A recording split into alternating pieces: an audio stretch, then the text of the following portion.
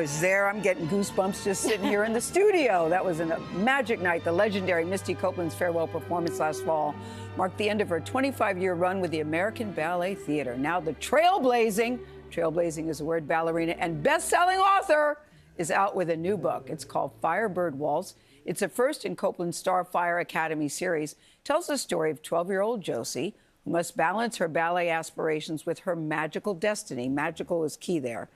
We make it very easy for you to get this book. Scan the QR code to get a copy for yourself, and we're very happy to say the legend is in the house today. I love Nate's question when you sat down. What do you decide to do when you can do it all? Because when we introduced you, we said, because Nate said, did you know she's a great writer? Yeah, she can write, she can dance, she's gorgeous, she makes her own clothes, she plays the violin. But how do you decide, Misty? What to pursue? What to pursue? I really just go with my gut and instinct. I mean, everything's connected to dance and connected to ballet because the arts mean everything to me. And I think they're so vital in our world, in our communities, in society. And that was why I wanted to write this book. And but this book is different. Yes, why? Yes, it's different for me. So many of my books are really connected to my story, autobiographical, or telling the stories of other dancers that I think are important in our history that so many don't know about. But this is really me taking more of kind of this creative freedom and creating this magical world that these young characters get to kind of dive into. They go into a performing arts school. Yes. And it's Josie's first year as a 12-year-old with her best friend Patrick. And it's twists and turns. You were telling me that you see artists many times as superheroes. Yes. That these people are superheroes to you. Yeah, I wanted to be able to create like a, thinking about like X-Men or thinking about like Harry Potter and these like incredible communities that come together and they hone their power. And that's what's happening in this school. It's a magical school. Yes. There's so much that happens that I can't give away. Yes. That's in the book that's really exciting. But I really feel like we fall in love with these characters. Yes. There's more to come. It's a fantasy series. And this is the first time that I'm really kind of diving into that creative side with writing. Yeah, I love the intentionality behind how you speak. Even right now, you said, hone your power. Right. But that says in that statement that you know you have power. Yes. And you were as young as these characters when you started dancing. Yes. Did you know initially that you had power to be great? Or did you have to find that?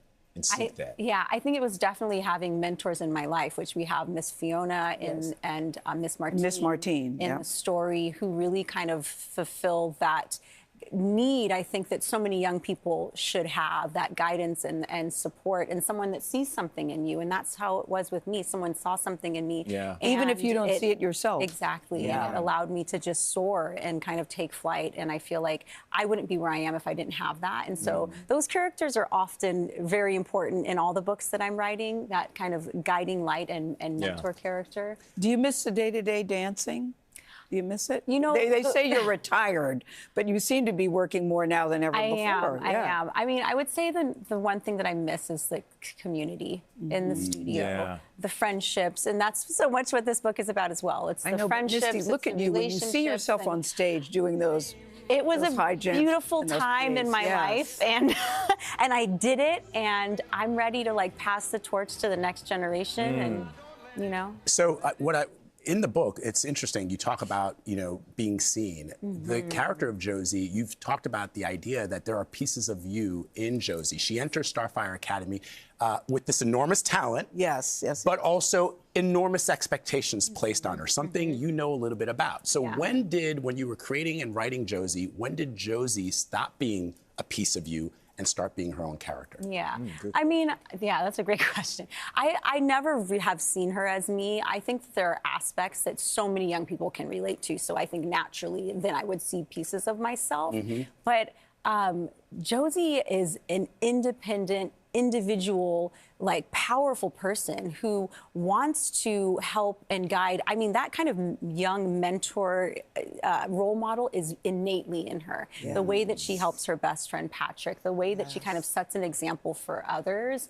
And I don't know that I had that at a young age, but was so grateful to have people like that around me. But she's also a very different person from the other kids in StarFire Academy. And so then the question for me is, just like you, when you felt different from others, How much of that is in her character? Absolutely. There's so much of that. I mean, she's a young Black girl in this school, and there are very few who look like her.